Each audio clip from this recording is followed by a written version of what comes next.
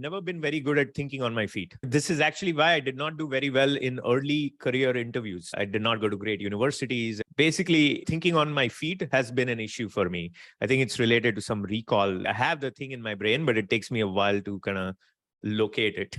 I think I have to do sequential access through my memory. It takes me a while. Thinking on my feet has never been a strength of mine.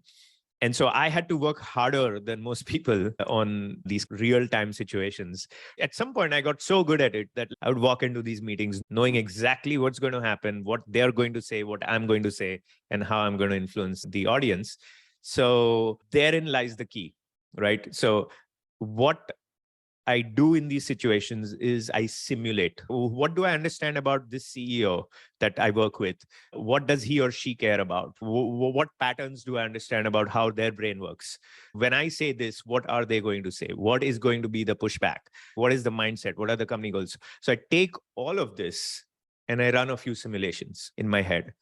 And those simulations essentially make up for the shortcoming. In fact, they more than make up for the shortcoming of mine, which is I'm not quick at thinking on my feet. Even before I walk into most meetings, most conversations, I have seen the entire thing. Now it's just about, oh, something changed. It's not always perfect, obviously, but usually nothing happens that I wasn't expecting and that I wasn't prepared for. So then the simulation leads to preparation.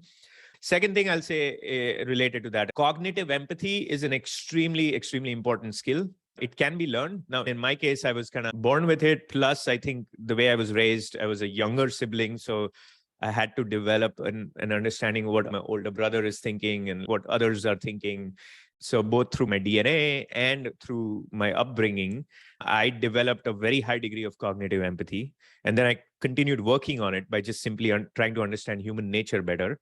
When you do that, a lot of these things become much easier because you know ahead of time what the other person is concerned about. So you have a much better chance of influencing them in a way that resonates with them. So those would be some tips I would leave you with.